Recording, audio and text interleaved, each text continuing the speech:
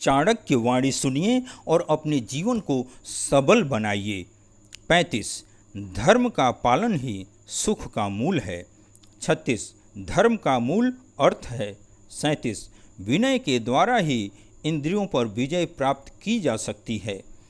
38 वृद्ध पुरुषों की सेवा के द्वारा मनुष्य व्यवहार कुशलता का ज्ञान प्राप्त कर श्रेय की प्राप्ति कर सकता है। 39 किसी भी कार्य के संबंध की हित अहित संबंधी योजना को गुप्त रखने से ही कार्य सिद्ध हो पाता है।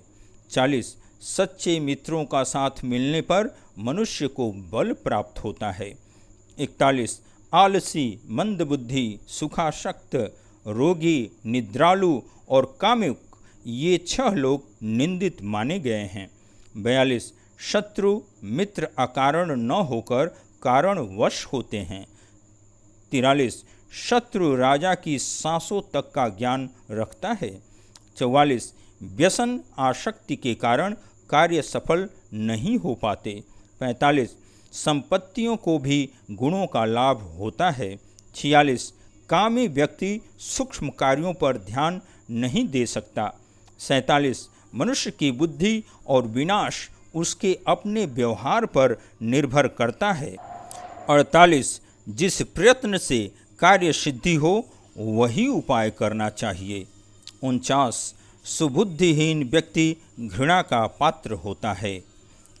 50 अपने साथ आत्मरक्षा के साधन शस्त्रास्त्र लिए बिना मार्ग में न चलें। 51 कार्य के उचित समय को पहचानना ही मनुष्य के सीखने की सर्वोत्तम कला मानी गई है। 52 कभी किसी मनुष्य का अपमान मत करो। 53 क्षमा करना मानव धर्म है। 54 मन, प्राण तथा इंद्रियों को वश में रखने से रोगों पर विजय पाई जा सकती है। 55 व्याधि शत्रु से भी अधिक हानिकारक होती है। 56 धर्म रक्षा, सत्य रक्षा मानव को विश्व विजेता बना देती है। 57 दुष्ट होने पर माता भी त्याज्य होती है। 58 छोटा सा भी व्यसन मनुष्य के सर्वनाश का कारण बन जाता है। 59 धन से समाज सेवा का कार्य भी करना चाहिए।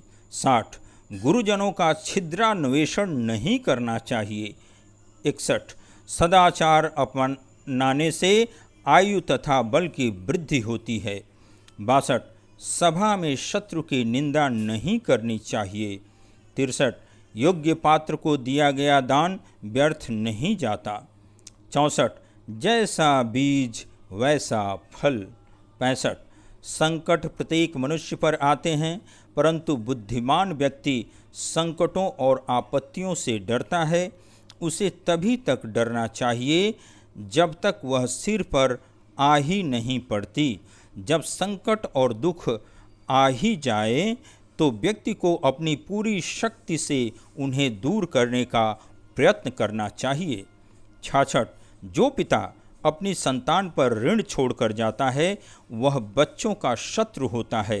बुरे आचरण वाली माता भी शत्रु होती है, सुंदर पत्नी भी शत्रु होती है और मूर्ख पुत्र भी शत्रु होता है। 67 अर्जित अथवा कमाए हुए धन का त्याग करना, उसका ठीक ढंग से व्यय करना, उससे लाभ उठाना ही उसकी रक्षा बिल्कुल वैसे ही है जैसे तालाब में भरे हुए जल को निकालते रहने से ही उस तालाब का पानी शुद्ध और पवित्र रहता है। 68 क्रोध यमराज के समान है, तृष्णा वैतरणी है, विद्या कामधेनु है और संतोष इंद्र के उद्यान नंदनवन के समान है। 69 जो देवताओं और गुरु के धन को चुरा लेता है, दूसरों की स्त्रियों के साथ सहवास करता है और जो सब प्राणियों के साथ जीवन के अपने दिन गुजार लेता है उसे चांडाल कहा जाता है। इन चाणक्य नीतियों को विस्तार से समझने के लिए कृपया चैनल पर जाएं। सज्जनों, यदि आपको इन चाणक्य नीतियों से थोड़ी सी भी सीख मिली हो तो ऐसे ही और भी चाणक्य नीति सुनने के लिए कृपया इस चैनल को सब्सक्राइब करें और बेल आइकन दबाने के साथ ही इन नीतियों को लाइक, शेयर और कमेंट करने की कृपा करें। धन्यवाद।